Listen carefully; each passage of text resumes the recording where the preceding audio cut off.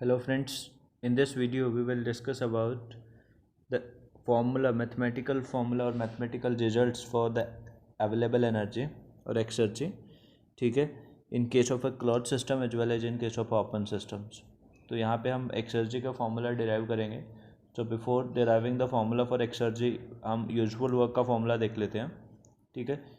Exergy पे होता है maximum useful work, available energy हम किसको बोलेंगे, मैक्सिमम यूजफुल वर्क को, ठीक है। और यूजफुल वर्क बेसिकली क्या होगा, इसमें हम जो सराउंडिंग के अगेंस्ट जो वर्क किया गया उसको कंसिडर नहीं करेंगे, ठीक है बेसिकली। तो और जब हमें मैक्सिमम यूजफुल वर्क की बात करना होगा तो हम ये चेक करेंगे कि जो वर्क सराउंडिंग के अगेंस्ट किया गया है तो वो तो हमें नहीं मिला है। तो इसलिए हमें जो एक्चुअल में हम कितना मैक्सिमम से मैक्सिमम यूजफुल वर्क उसे एक्सट्रैक्ट कर सकते हैं उसे हम मैक्सिमम यूजफुल वर्क बोलेंगे, ठीक है। मतलब जिस वर्क की हेल्प से हम उसको एक्सट्रैक्ट करके हम यूज कर पाएंगे, that is maximum useful work basically, ठीक है। अब यूजफुल वर्क का फॉर्मूला हम डिराइव करेंगे। जब प्रॉब्लम में हमसे यूजफुल वर्क पूछा होगा तो हम ये वाला फॉर्मूला लगाएंगे फॉर अ क्लोज सिस्टम, और मैक्सिमम यूजफुल वर्क पूछा होगा तो हम इसमें से जो सराउंडिंग के अगेंस्ट जो वर्क करना पड़ेगा सिस्टम को वो भी सब्ट्रैक्ट करना पड़ेगा, ठीक है। वही हमारे पास बचेगा मैक्सिमम यूजफुल वर्क की फॉर्म में, ठीक है ना। तो इसमें जो हम सराउंडिंग के अगेंस्ट जो वर्क किया गया है वो नहीं सब्ट्रैक्ट करते हैं, ठीक है। तो यूजफुल वर्क देखिए, क्लोज सिस्टम के लिए TDS इक्वेशन हमने अप्लाई किया, that is DU plus PdV। This PdV we are taking as a useful work. लेकिन जब मैक्सिमम यूजफुल वर्क कुछ का जो हम लिखेंगे तो we will consider P minus P naught into DV। P naught basically atmosphere, तो P minus P naught into DV that will be maximum useful basically. The reason is we have to do some work against atmosphere and that is basically the consumption of energy, तो वो तो हमें नहीं मिलेगा। जो maximum useful work हम define करेंगे P minus P naught into DV को in this case of a close system, okay.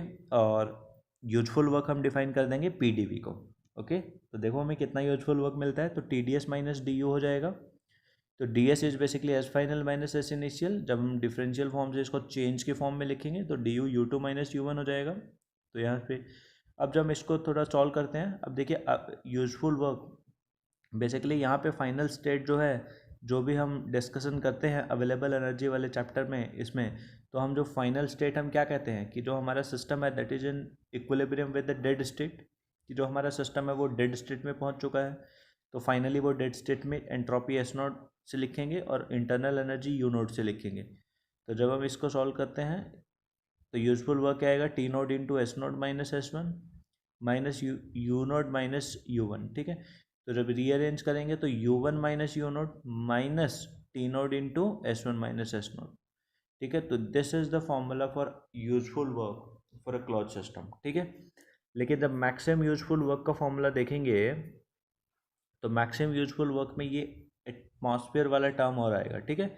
This term P0 into V1 minus V2, this term is additional, ठीक है, मैक्सिमम यूजफुल वर्क के case में। तो हम ये फॉर्मूला देखते हैं इसको प्रैक्टिकल डिवाइस के साथ कैसे ये डिराइव होगा, ठीक है। तो हम एक क्लोज सिस्टम पहले कंसिडर करेंगे, एक पिस्टन सिलेंडर अरेंजमेंट की हेल्प से हम इसे डिराइव करेंगे कि ये जो मैक्सिमम यूजफुल वर्क हम कैसे इतना निकाल पाएंगे, ठीक है। So let's derive that formula, okay. तो ये देखिए यहाँ जो आप स्क्रीन पर देख पा रहे हैं, this is basically a piston cylinder arrangement, okay. So this piston cylinder arrangement initially ये प्रेशर P पे है और टेम्परेचर T है, ठीक है। और जब ये डेड स्टेट में पहुंच जाएगा तो इसका प्रेशर P0 हो जाएगा और टेम्परेचर T0 हो जाएगा, ठीक है। Now now this is basically the work done against atmosphere, it will do some work against atmosphere, okay। अब देखिए जब हाई प्रेशर हाई टेम्परेचर पे है तो it is going to expand, ठीक है। और इसका टेम्परेचर धीरे धीरे कम होगा, बेसिकली हीट रिजेक्ट करेगा। तो जो हीट रिजेक्ट करेगा हमने वो हीट इंजन में सप्लाई कर दिया है और हीट इंजन से वर्क प्रोड्यूस करवा लेंगे, ठीक है। और वापस जो रिजेक्ट होगा वो हम एम्बियंट में फेंक देंगे, ठीक है। वो तो हमें रिजेक्ट करवाना पड़ेगा एम्बियंट में, ठीक है। तो अब देखिए हम जब मैक्सिमम यूजफुल वर्क जो हम प्रोड्यूस कर पाएंगे वो कब कर पाएंगे, जब ये हीट इंजन रिवर्सिबली एग्जीक्यूट करे और जो पिस्टन सिलेंडर अरेंजमेंट में मैक्सिमम यूजफुल वर्क हम जब जो हमें मिला है पीडीवी से, उसमें से एटमॉस्फेयर के अगेंस्ट कितना हमारा वर्क कंज्यूम हो चुका है। तो जब P D V minus P naught into D V, basically P minus P naught into D V, वो हमारा होगा मैक्सिमम यूजफुल वर्क इस डिवाइस के केस में, ठीक है। और बाकी जो हमने इस हीट से वर्क जो निकाला है वो डब्ल्यू एच ई है, ठीक है। तो इन दोनों को ऐड करेंगे डब्ल्यू एच ई को, और जो हमने यहाँ से मैक्सिमम यूजफुल वर्क निकाला था, तो हमारा टोटल मैक्सिमम यूजफुल वर्क हो जाएगा इस डिवाइस से, ठीक है। तो अब हम देख लेते हैं। पहले इस पिस्टन सिलेंडर के लिए हम फर्स्ट लॉ लगाते हैं। तो बेसिकली क्या होगा, हीट ने हीट रिजेक्ट किया माइनस डेल क्यू, वर्क किया minus del W equal to D U, first law हमने लगाया। अब देखिए जो डेल डब्ल्यू है उसको मैं लिख सकता हूँ पी डी वी, ठीक है। अब पी डी वी को हमने देखिए ऐसे लिखा, P minus P naught into D V plus P naught into D V. मतलब क्या है, पी नोड को एक बार ऐड किया, एक बार सब्ट्रैक्ट किया है। अब P minus P naught into D V is nothing but the useful work जो हमें मिलेगा। Basically I can say it to be the, जो भी हमें मैक्सिमम यूजफुल वर्क हमें मिला है, ठीक है, P minus P naught into D V, तो ये हमें मैक्सिमम यूजफुल वर्क हमें मिला, ठीक है। इससे पिस्टन सिलेंडर से अब देखिए हमारे पास, तो यहाँ पे जो मैक्सिमम यूजफुल जो हमें मिला वर्क, वो किस, उसको क्या लिख सकता हूँ, del W minus P naught into D V, rearrange करके, ठीक है।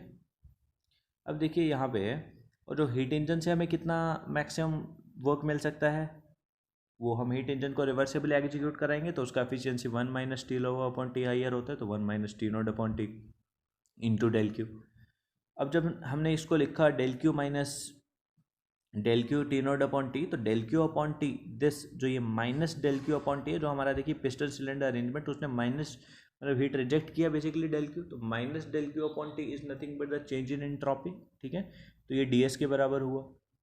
सो बेसिकली डेल डब्ल्यू जो हीट इंजन से हमने वर्क निकाला, वो हमारे पास आया del Q plus T naught into D S, okay.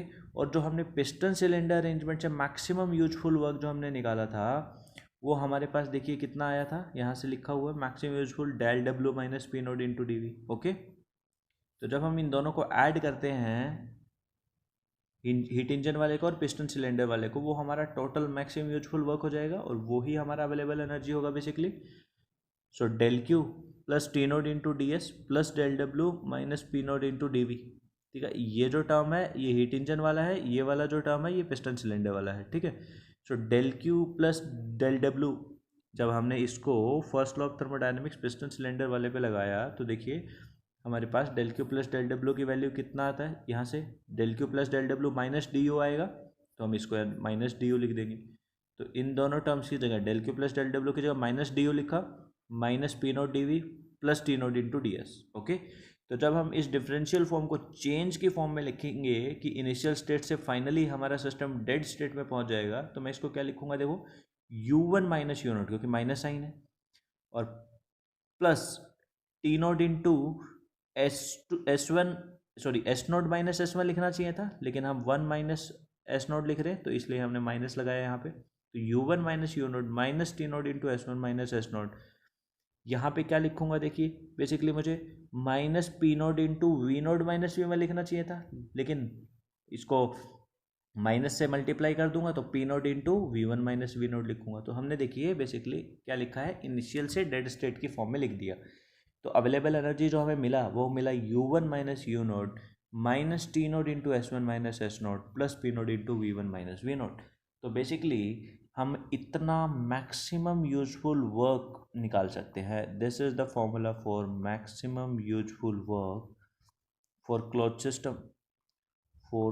System, ठीक है। अब यहाँ पे देखिए, यदि कुछ पिस्टन का काइनेटिक एनर्जी गिवन है, तो काइनेटिक एनर्जी जो भी है, मान लो kinetic energy is basically per unit mass में ले रहा हूँ, that is V square by two.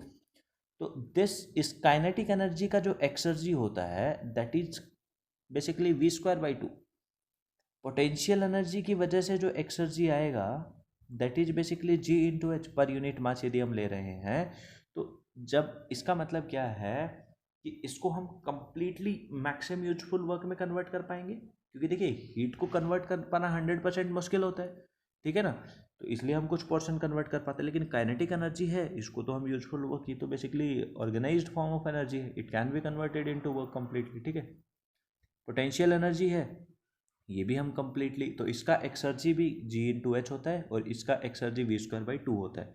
तो यदि बेसिकली आपको काइनेटिक और पोटेंशियल एनर्जी का टर्म्स गिवन है तो इनकी वजह से जो अवेलेबल एनर्जी होगा वो कंप्लीट होगा, V²/2 और G/H होगा। ठीक है, तो क्लोज सिस्टम के लिए यदि मुझे अवेलेबिलिटी फंक्शन डिफाइन करना है that is denoted by phi basically, ठीक है, तो जो फाई का जो वैल्यू होगा वो कितना हो जाएगा, phi is defined as U basically minus T0 × S plus P0 × V। तो this is basically the availability function और बेसिकली एक्सर्जी फंक्शन, ठीक है, जो हम फाई से डिनोट करेंगे। लेकिन ये जो फॉर्मूला है ये किसके लिए वैलिड है, क्लोज सिस्टम के लिए वैलिड है। ओपन सिस्टम के लिए क्या होगा, फ्लो एनर्जी भी आएगी, ठीक है ना, फ्लो एनर्जी का टर्म भी आएगा। ठीक है, तो अब देखिए हमने अवेलेबिलिटी फंक्शन डिफाइन किया for a close system. Okay, अब यदि हमसे कोई पूछता है कि फ्लो वर्क की वजह से, या बेसिकली जब हम फ्लो स्ट्रीम के केस में एक्सर्जी निकालेंगे या फ्लो प्रोसेस में एक्सर्जी निकालेंगे तो एक टर्म और ऐड हो जाएगी, ठीक है, बाकी सभी टर्म्स तो सेम होंगे ना। यहाँ पे केवल और केवल फ्लो एनर्जी कितना एक्सर्जी में कन्वर्ट होगा वो हमें चेक करना है, तो वो वाला टर्म और ऐड कर देंगे हम, ठीक है ना। तो अब यदि मैं यहाँ पे लिखता हूँ जो फ्लो एनर्जी का जो टर्म होता है that is basically flow work, या मैं लिखता हूँ यहाँ पे जो फ्लो वर्क को हम लिखते हैं generally that is nothing but P/V, ये PV होता है फ्लो वर्क। अब यदि मुझे पूछा है कि how much is the exergy associated with flow energy, तो यहाँ पे फ्लो एनर्जी की वजह से कितना एक्सर्जी एसोसिएटेड है, तो वो कितना हो जाएगा, देखिए P-P0, तो फाइनली जो होगा वो डेड स्टेट पे पहुँच जाएगा इंटू V, ठीक है ना, that is nothing but PV minus P0 into V। तो this is the exergy associated with the flow energy.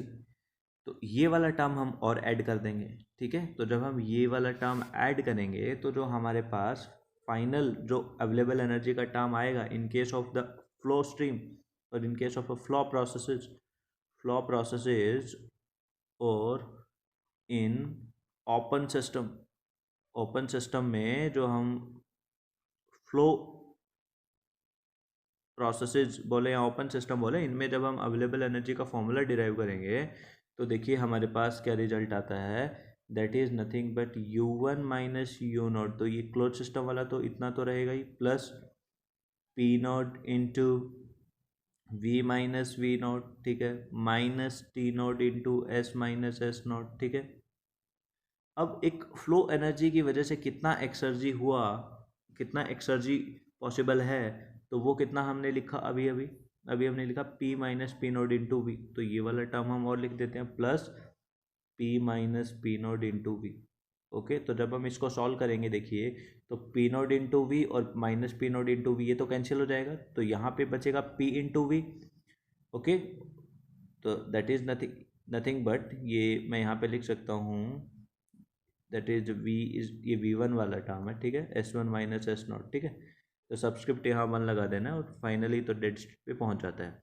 तो देखिए यहाँ पे P0 into V0, P0 into V1, okay, यहाँ पे माइनस P0 इंटू V0, तो जब हम इसको सॉल्व करेंगे बेसिकली तो हमारे पास क्या आएगा, देखिए U1 plus P1 into V, this is nothing but H1, और U0 minus U0 minus P0 V0, तो ये वाला जो टर्म होगा वो किसके बराबर हो जाएगा, this is nothing but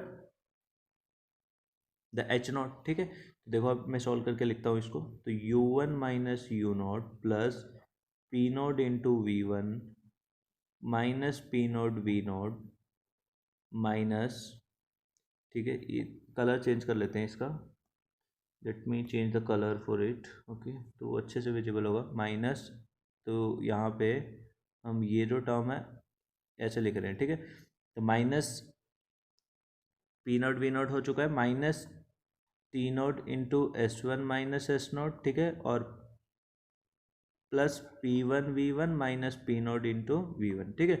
so देखो तो ये plus P nought V one, ये minus P nought V one, ये कैंसिल हो चुका है, ठीक है। अब देखिए U one plus P one V one, ये एच वन का टर्म है, ये तो इंथैल्पी का टर्म है ना। So I can write down this as H one, ये यू नॉट और पी नॉट वी नॉट, ये एच नॉट का टर्म है, तो H one minus H naught minus T naught into S one minus S naught, okay. So this is the formula for maximum useful work और available energy in case of open system. तो बस हमें ये ध्यान रखना है कि in case of open system जो अवेलेबल एनर्जी का जो फॉर्मूला है उसमें यू को हमें एच से रिप्लेस कर देना है, ओके। और पी नोट वाला टर्म नहीं आएगा, ठीक है, क्योंकि it is a open system, वो कैंसिल हो जाता है चीज़ें, ठीक है। तो हमने देखा अभी, तो अवेलेबल एनर्जी का formula is H one minus S not minus T naught into S one minus S not. तो देखिए ये दोनों फॉर्मूले जो हमने डिराइव किए हैं। अब हम आ जाते हैं, तो देखिए this we have discuss the maximum useful work.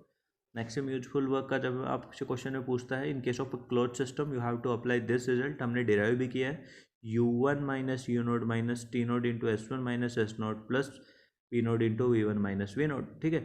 अब यदि आपसे किसी दो स्टेट्स के बीच में मैक्सिमम यूजफुल वर्क पूछेगा, मान लो इनिशियल से फाइनल स्टेट में, तो आप यू नोट की जगह यू एफ कर दो, एस नोट की जगह एस एफ कर दो, ठीक है ना। यहाँ पे इस एस नोट की जगह एस एफ कर दो, पी नोट की जगह वी नोट की जगह वी एफ कर दो, मतलब फाइनल जो डेड स्टेट था उसकी जगह फाइनल स्टेट कर दो, बस इतना फ़र्क आएगा, बाकी सब चीज़ें सेम रहेंगी, ठीक है।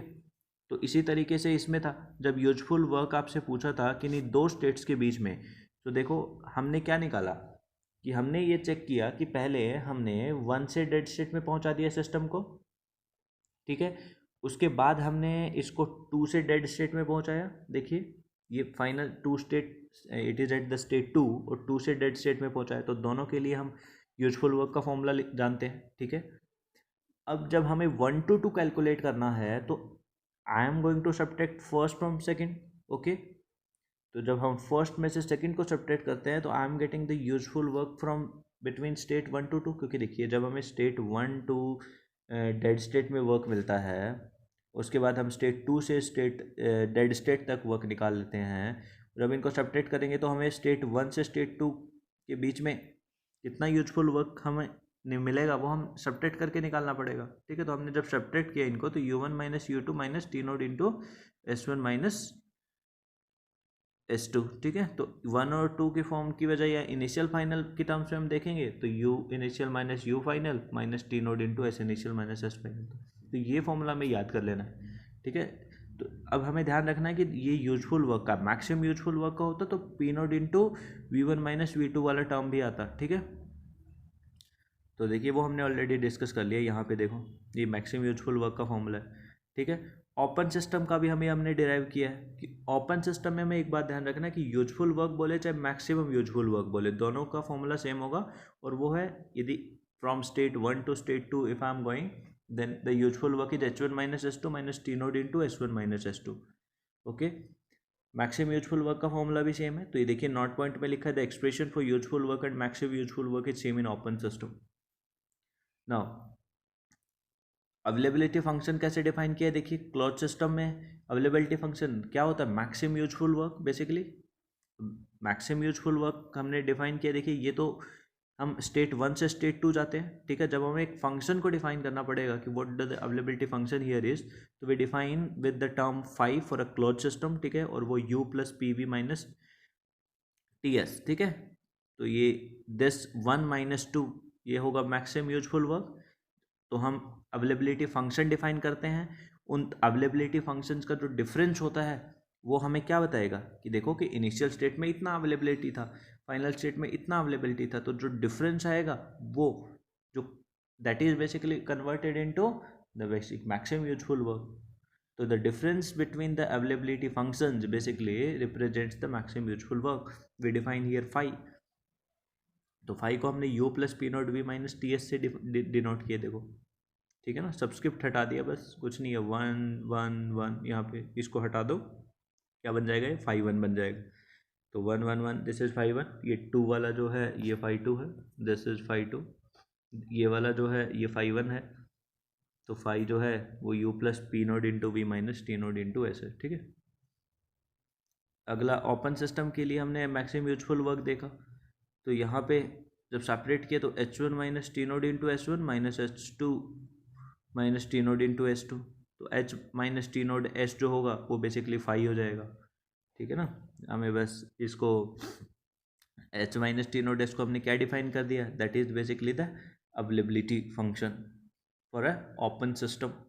तो this difference between this availability functions will represent what maximum useful work in case of open system. अब देखिए जो यहाँ पे हमने इरिवर्सिबिलिटी डिफाइन किया है, this irreversibility is nothing but increase in basically unavailable energy, कि कितना अनअवेलेबल एनर्जी बढ़ जाता है, या फिर मैं कहूँ कि कितना हमारा अवेलेबल एनर्जी का लॉस हो जाता है, या फिर जो एंट्रोपी जनरेट होता है that is responsible for irreversibility. जो भी हमारा चाहे फ्रिक्शन इफेक्ट है, चाहे विस्कस इफेक्ट है, whether there is a heat transfer through a finite temperature difference, they are responsible for entropy generation। तो जहाँ भी एंट्रोपी जनरेट हो रहा है तो वहाँ पे बेसिकली इरिवर्सिबिलिटी हुआ है कुछ ना कुछ, ये हम डिस्कस करेंगे। यही स्टेटमेंट है, स्टडला थ्योरम जो है यही कहता है कि जहाँ भी इरिवर्सिबिलिटी आएगा वो एंट्रोपी जनरेट करा देगा, चाहे वो इंटरनली आए चाहे एक्सटर्नली आए। तो यही स्टडला थ्योरम कहता है कि जिस रेट से इरिवर्सिबिलिटी सिस्टम में आएगा उसी रेट से एंट्रोपी जनरेट हो जाएगा। तो rate of irreversibility is nothing but it is proportional to the entropy generation. तो rate of irreversibility is proportional to rate of entropy generation. तो यहाँ पे जब इसको मैथमेटिकल एक्सप्रेशन निकालते हैं तो इरिवर्सिबिलिटी का रेट क्या आता है, T naught into delta S universe, ठीक है ना। तो हमने देखिए ये स्टोडला थ्योरम भी डिस्कस कर लिया है कि this rate of irreversibility is proportional to entropy generation, ठीक है। तो rate of irreversibility is T naught into delta S system, जिस रेट से सिस्टम में एंट्रोपी जनरेट हो रहा है, क्योंकि सिस्टम में भी जनरेट हो सकता है यूनिवर्स और सराउंडिंग में भी जनरेट हो सकता है। तो we have to write down here delta S universe. तो इरिवर्सिबिलिटी क्या होता है, तो यहाँ पे हम यदि मैं मैथमेटिकल एक्सप्रेशन लिखता हूँ इसका, ठीक है, irreversibility is nothing but T naught into delta S universe. अब यूनिवर्स में देखिए सिस्टम भी आता है और सराउंडिंग भी आएगा, ठीक है। तो the system and surrounding both are a part of universe. तो delta E naught into delta S system plus delta S surrounding, okay. तो यहाँ पे इरिवर्सिबिलिटी आ जाएगा, this is the irreversibility, okay. अगला देखते हैं। अब देखिए आगे जो यहाँ पे कुछ चीज़ें मेंशन है, that is about PMM2, PMM3 and third law of thermodynamics, okay. तो ये हम डिस्कस कर लेते हैं बेसिकली यहाँ तक। इसके बाद जो हमारे पास है गिब्स फंक्शन है और गिब्स हेल्महोल्ट्ज फंक्शन है, ठीक है। उसके बाद एक कंप्लीट हो जाता है, तो चलो इसको कंप्लीट ही कर लेते हैं, ठीक है। तो ये हम ऑलरेडी देखिए PMM2 जो होता है ये बेसिकली सेकेंड लॉ को वायलेट करेगा, जो भी डिवाइस वो PMM2 हो जाएगा बेसिकली, ठीक है। तो जो भी डिवाइस PMM2 को वायलेट करेगा, जो भी device second law of thermodynamics को वायलेट करेगा वो PMM2 हो जाएगा, ठीक है। तो PMM2 इज इम्पॉसिबल, ये परपेचुअल मॉशन मशीन 2 क्यों इम्पॉसिबल है, क्योंकि वो सेकेंड लॉ को वायलेट करता है। और सेकेंड लॉ बेसिकली क्या कहता है कि कैल्विन प्लैंक स्टेटमेंट के अकॉर्डिंग कि सिंगल एनर्जी रिजर्वर के साथ इंटरेक्ट करके हम बेसिकली हीट को वर्क में नहीं कन्वर्ट करा सकते हैं कंप्लीटली, ठीक है। तो complete conversion of low grade into high grade is impossible, ठीक है ना। तो PMM2 हमें क्या ध्यान रखना है कि हम कंप्लीट हीट को वर्क में कन्वर्ट करा दें, ऐसा पॉसिबल नहीं है। क्यों नहीं है, क्योंकि यदि ऐसा है तो हमारा जो रिजर्वायर है that is interacting with the single, जो हमारा इंजन है that is interacting with the single energy reservoir, लेकिन ये तो कैल्विन प्लैंक को वायलेट कर देगा। तो ये हम ऑलरेडी डिस्कस कर चुके हैं, ठीक है, कि कैल्विन प्लैंक को कैसे वायलेट होता है। अगला PMM3 है, परपेचुअल मोशन मशीन 3, ठीक है। तो ये देखिए it is impossible to construct a device which runs completely in absence of friction, ठीक है। तो इरिवर्सिबिलिटी होता है फ्रिक्शन की वजह से, फ्रिक्शन इज अवेलेबल, ठीक है। तो ऐसा डिवाइस हम नहीं बना पाएंगे जो कंप्लीटली फ्रिक्शन के एब्सेंस में काम करेगा, दैट इज PMM3, ठीक है। थर्ड लॉ क्या कहता है, देखिए थर्ड लॉ बेसिकली हमें प्रोवाइड करता है एक रेफरेंस, हम एंट्रोपी मेजर कर पाएँ। देखिए ये बेसिकली हमें एक पर्टिकुलर रेफरेंस हमें बताएगा। सेकेंड लॉ से हम एंट्रोपी चेंज के बारे में बताते हैं, लेकिन एग्जैक्ट एंट्रोपी के बारे में नहीं बताते हैं, हम केवल और केवल चेंज निकालते हैं। लेकिन थर्ड लॉ की हेल्प से हम एंट्रोपी एग्जैक्ट बता देंगे। कैसे, देखो, it is impossible to achieve absolute zero kelvin in a finite number of processes. मतलब क्या है कि हम थोड़ा इसको आगे भी डिटेल में डिस्कस करेंगे, तब वो वाला पॉइंट क्लियर होगा कि एब्सोल्यूट एंट्रोपी कैसे निकालेंगे। तो इन्होंने यहाँ पे क्या बोला है थर्ड लॉ के अकॉर्डिंग हमारे पास कि हम जीरो केल्विन को अचीव नहीं कर पाएंगे in a finite number of processes. okay. It is impossible to achieve 0 Kelvin. और Nernst-Simons statement, it is basically the statement of third law of thermodynamics. और ये क्या कह रहा है, देखिए, the entropy of perfectly crystalline substance is 0 at absolute 0 temperature. मतलब क्या है, according to Nernst-Simons statement, if we are having a perfectly crystalline substance at 0 Kelvin, okay, ये बात ध्यान रखिए, यहाँ पे जो टेम्परेचर है वो कितना है, एब्सोल्यूट 0 टेम्परेचर. और एब्सोल्यूट 0 टेम्परेचर का मतलब क्या होता है, this is nothing but 0 Kelvin. 0 Kelvin, तो मतलब जब 0 Kelvin के ऊपर एक परफेक्टली क्रिस्टलाइन सब्सटेंस का एंट्रोपी 0 होता है. ऐसा नहीं है कि 0 Kelvin बम पे पहुंच गए तो एंट्रोपी 0 हो जाएगा, नहीं. The substance should be perfectly crystalline, okay. तो दिस इज वेरी इंपॉर्टेंट, ठीक है ना. तो जब हमें एब्सोल्यूट 0 एंट्रोपी पता चल चुका है तो हम, इसका मतलब क्या है, किसी दूसरे स्टेट पे हम एब्सोल्यूट एंट्रोपी बता पाएंगे, ठीक है, क्योंकि हमें 0 Kelvin पे परफेक्टली क्रिस्टलाइन सब्सटेंस का एंट्रोपी 0 मान रहे हैं. तो हमें एक रेफरेंस पता चल चुका है ना कि यहाँ पे एंट्रोपी 0 होता है, तो we can find out the absolute entropy. Next is about the compressibility factor. The compressibility factor basically represents the deviation in the behavior of ideal gas, okay. Ideal gas से कितना डेविएट कर रहा है हमारा actual gas, okay, real gases. तो it is basically represent the real gas behaviour, okay, कि ideal से कितना फ्लक्चुएट हो रहा है चीज़ें को. तो हम मैथमेटिकली कैसे डिफाइन करेंगे, PV upon RT. It is basically 1 for ideal gas. तो जेड का जो वैल्यू होता है आइडियल गैस के लिए 1 होता है, रियल गैस के लिए it can be greater than 1, it can be less than 1, okay. So ये आइडियल गैस के बिहेवियर से कितना डेविएट हो रहा है ये हमें बताएगा कंप्रेसिबिलिटी फैक्टर. अब हमारे पास गिब्स फंक्शन बाकी है और गिब्स हेल्महोल्ट्ज फंक्शन बाकी है, ठीक है. तो गिब्स फंक्शन के देखिए हमारे पास जो इक्वेशन है that is G equals to H minus TS. So in this equation, यदि सेम इक्वेशन को मैं डिफरेंशियल फॉर्म में लिखता हूँ तो that is DG minus DH minus TDS minus STT. ये डिफरेंशियल फॉर्म में इक्वेशन आ जाएगी इसका, ठीक है.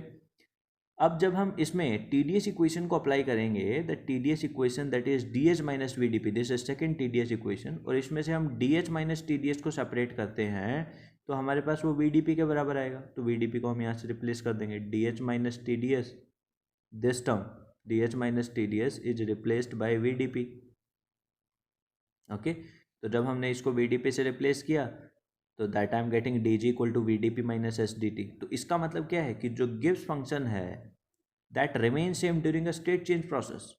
क्योंकि जब फेज चेंज होता है बेसिकली, यहाँ पे जब हम TS डायग्राम बनाता हूँ, देखिए यहाँ पे, तो द फेज चेंज प्रोसेस हम कैसे बनाते हैं, यहाँ पे this is basically constant pressure lines, okay. So during the phase change process basically pressure as well as temperature are constant between this two states.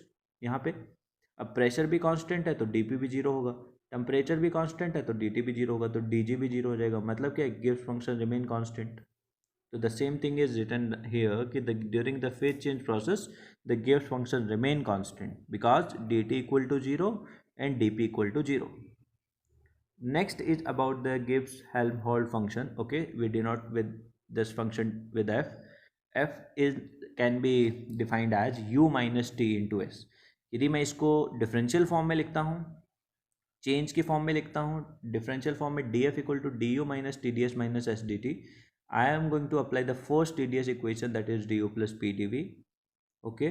जब फर्स्ट TDS इक्वेशन हमने apply किया तो यहाँ पे हमें du माइनस TDS को replace करना है. देखिए du माइनस TDS इससे कितना आ जाएगा, du minus TDS, this is nothing but minus PdV, okay. तो इसको यहाँ du माइनस TDS को किससे रिप्लेस कर देता हूँ, माइनस PdV से. तो df will be equal to minus PdV minus SDT. So this is basically the Gibbs Helmholtz function, ठीक है, इन डिफरेंशियल फॉर्म. DF को हमने डिफाइन किया.